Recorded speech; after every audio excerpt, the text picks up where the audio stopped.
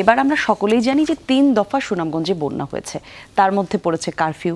আর এই বন্যা আর কারফিউর প্রভাব কিন্তু হাওড়পাড়ের মানুষের জনজীবনে পড়তে শুরু করেছে, কারণ সেই মানুষ আসলে স্বাভাবিকভাবেই কিন্তু তারা একটু পর্যটন নির্ভর এবং একটু আলাদা, তাদের জীবনযাপন একটু কম উন্নত। এই যে পুরো সার্বিক যে পরিস্থিতি, এই পরিস্থিতি সচল করতে মানে হাওড়ের যে অর্থনীতি, সেই অর্থনীতিটার চাকাটা সচল করতে একটু অনুকূল পরিস্থিতিতে এখন আর নেই। অনেক পরিবারই চেষ্টা চালিয়ে যাচ্ছে তাদের জীবনযাপন স্বাভাবিক করতে, কিন্তু সময়ের কাছে তো আসলে সবাইকেই বাধা থাকতে হচ্ছে। নিশ্চয়ই। এবং এই যারা এই চ্যালেঞ্জগুলোর ভেতর দিয়ে যাচ্ছে, হাওড়ের মানুষ জীবন জীবিকার খবর এখন আমরা জানবো। খবর জানাতে সুনামগঞ্জ থেকে যুক্ত হচ্ছেন আমাদের সহকর্মী সোহানুর রহমান। সোহান, শুভ সকাল। শুভ সকাল সোহান। শুভ সকাল সোহান, একটু জানাবেন এই যে হাওড় অঞ্চলের মানুষের যে জীবন জীবিকার অবস্থা, এখন কারফিউর কথা বললাম, ৩ দফা বন্যা হয়েছে, এই সব কিছুর পর কি অবস্থা তাদের, কি কেমন আছেন তারা?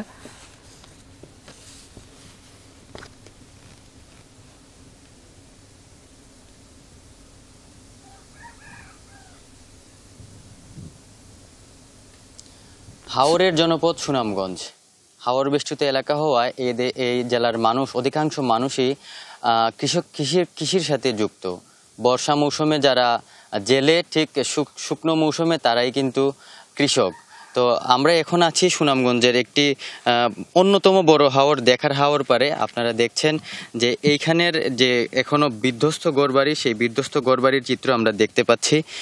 এই যে হাওরের চিত্রটা হচ্ছে কখনো থই থই জলরাশি, কখনো বিস্তীর্ণ ফসলি মাঠ।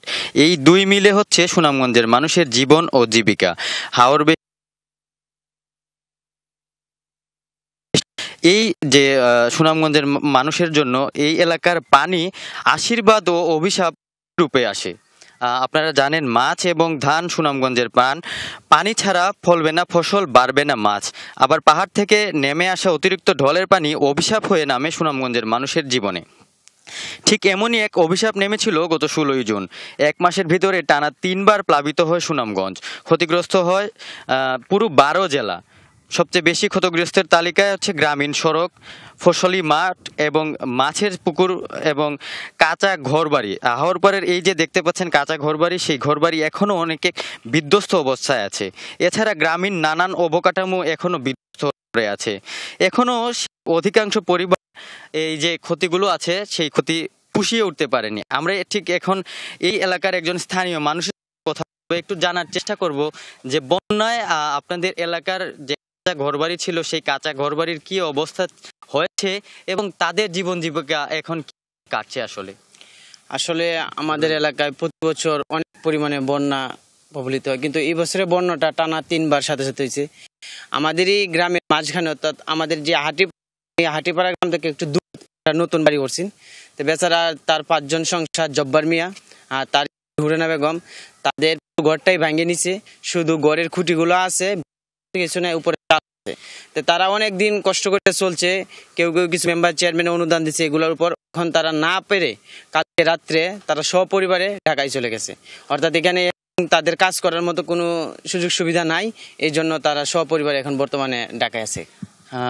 শুনছিলেন আপনারা যে সুনামগঞ্জের মানুষের এই যে 3 দফা বন্যা এবং কারফিউ শেষে কিন্তু কাজকর্ম কমে গেছে, কর্মহীন হয়ে পড়েছেন। তো দেশের সার্বিক পরিস্থিতি উন্নত হবে তাদের জীবন। এই ছিল সুনামগঞ্জের হাওরপাড়ের সংগ্রামী মানুষের জীবন জীবিকার সর্বশেষ খবর। ধন্যবাদ আপনাকে সোহান।